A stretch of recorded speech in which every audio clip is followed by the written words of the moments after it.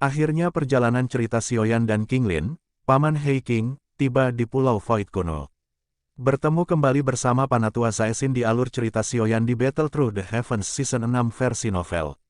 Terima kasih yang selalu stay, hadir di channel YouTube Panatua Zaesin, semoga kalian selalu sehat selalu amin. Battle Through the Heavens, Chapter 1301, Pulau Naga Kuno. Bagian dalam celah spasial terdiri dari terowongan aneh yang dipenuhi dengan cahaya perak redup. Terowongan itu meluas ke ujung yang tidak diketahui. Trio orang Xiaoyan dengan cepat terbang melewatinya.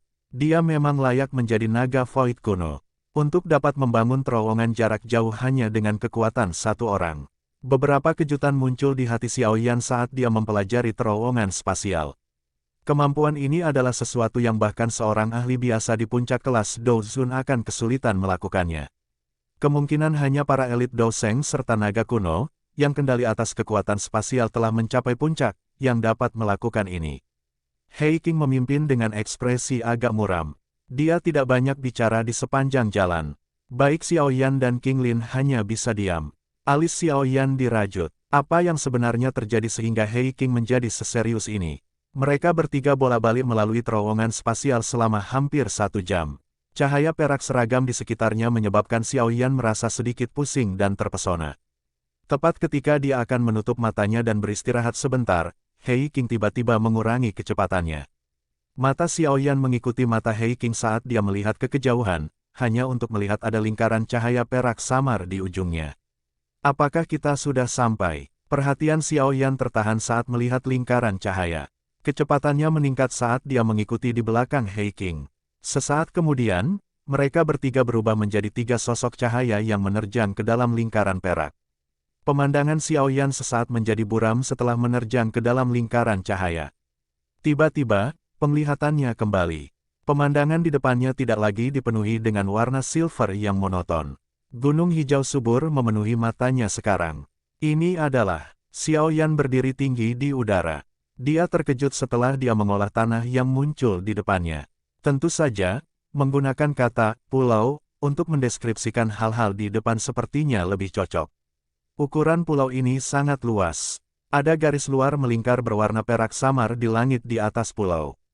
Itu berbentuk seperti mangkuk, membungkus seluruh pulau di dalamnya. Xiaoyan mempelajari penghalang cahaya hanya agar dia terpana karena di luar sebenarnya adalah ruang kosong yang menyebabkan hati seseorang terasa dingin. Pulau ini ditangguhkan dalam ruang kosong. Betapa megahnya, bahkan Xiaoyan tanpa sadar menghirup udara dingin yang lembut saat dia menyadari hal ini. Meskipun ukuran pulau itu tidak sebanding dengan alam yang diciptakan elit Douseng, tempat ini bahkan lebih tersembunyi. Bahkan seorang elit Douzun tidak akan berani menerobos secara acak ke dunia kekosongan. Membuat tempat peristirahatan di daerah ini sangat aman. Tak heran jika jarang mendengar berita apapun yang berhubungan dengan naga Void kuno di Central Plains. Mereka hidup dalam alam kehampaan. Ikuti aku. Hei Qing melihat ke bawah. Setelah itu, dia melambaikan tangannya dan memimpin untuk mendarat di pulau tertentu. Xiaoyan dan Qinglin buru-buru mengikuti di belakangnya. Tuan muda Xiaoyan, aura di sini benar-benar menakutkan. Qinglin, yang mengikuti di samping Xiaoyan, dengan lembut berkomentar. Xiaoyan mengangguk setuju. Dia samar-samar bisa merasakan bahwa ada cukup banyak aura kuat dan juga aura tersembunyi yang ada di sekitar Pulau Naga ini. Sepertinya mereka adalah ahli dari suku Naga Void kuno. Penemuan semacam ini menyebabkan dia merasa sedikit tidak bisa berkata-kata. Itu memang layak menjadi eksistensi puncak dalam dunia Magical Beast. Ini adalah pertama kalinya dia merasakan begitu banyak aura yang kuat. Selain itu, dia bahkan tidak bisa mengklasifikasikan aura ini. Dia percaya bahwa pasti ada beberapa aura yang bahkan dia tidak dapat rasakan di Pulau Naga kuno ini. Mereka benar-benar keberadaan yang menakutkan. Mereka berdua mengikuti Hei Qing menuju sebuah gunung di tengah pulau. Di tengah perjalanan, mereka bertemu dengan beberapa sosok yang tampak sedang berpatroli. Saat sosok-sosok ini melihat Hei Qing, mereka berhenti bergerak dan menyapu mata terkejut mereka ke Xiaoyan dan Qinglin sebelum mundur. Trio itu perlahan mendarat di atas gunung besar. Mereka bertiga baru saja mendarat ketika sosok berjubah putih diam-diam muncul di depan mereka bertiga. Hei Qing menyapa tetua ketiga. Hei Qing menangkupkan tangannya saat dia melihat tetua berjubah putih di depannya. Dia menunjuk Xiao Yan dan berkata, ini adalah teman Ziyan, Xiao Yan. Keke, tolong jangan salahkan kami karena ceroboh dengan memanggil teman muda Xiao Yan dengan tergesa-gesa. Orang tua berjubah putih itu tersenyum saat dia berbicara dengan Xiao Yan setelah mendengar kata-kata Hei King. Ini adalah tetua ketiga, Zuli. Penatua Zuli terlalu sopan. Ziyan adalah temanku. Saya secara alami akan bergegas jika dia dalam masalah. Petik 2. Meski lelaki tua di depan menampakkan wajah ramah dan hangat, Xiao Yan tidak berani meremehkannya. Xiao Yan bisa merasakan tekanan tak tertandingi yang berasal dari tubuh lelaki tua itu. Tekanan semacam ini tampaknya memengaruhi jiwanya. Jika kekuatan spiritualnya tidak kuat untuk memulai, dia mungkin bahkan tidak akan bisa mengatakan apa-apa. Petik 2. Penatua Zuli ini kemungkinan besar adalah seorang ahli yang telah mencapai puncak kelas Dosun. Dia bahkan mungkin telah mencapai level Ban Seng seperti guru. Suku naga Void kuno memang dipenuhi dengan banyak ahli tersembunyi. Petik 1. Xiao Yan diam-diam berbicara pada dirinya sendiri di dalam hatinya. Sudut matanya bergerak tanpa sadar ketika dia merasakan tekanan ini. Penatua Zuli tersenyum. Dia membelai janggut putih saljunya. Matanya yang tenang tiba-tiba mendarat di King Lin di belakang Xiao Yan, dan dia langsung terkejut. Dia berkata dengan terkejut, ini adalah murid bunga ular 3 giok hijau. Aroma ini, sebenarnya adalah ular surga kuno. Petik 2. Kejutan dalam suara tetua Zuli menjadi lebih padat ketika dia selesai berbicara. Dia tampak tidak yakin, tidak terduga bahwa ada jiwa ular surga kuno yang masih ada di dunia ini. King Lin dengan hati-hati melirik penatua Zuli di depannya. Dia dengan lembut membuat suara pengakuan. Ular surga kuno dikabarkan telah bertarung dengan naga Void kuno selama zaman kuno. Sekarang kedua spesies itu bertemu lagi, jiwa ular surga kuno di dalam tubuhnya berfluktuasi sedikit tidak seperti biasanya. Namun, beruntung dia bisa menekannya. Meskipun naga langit kuno kuat, ini adalah wilayah naga Void kuno. Jika orang itu diizinkan keluar, kemungkinan besar itu akan dipukuli menjadi bubur oleh banyak naga Void kuno di sini. Keke, nona muda, tidak perlu takut.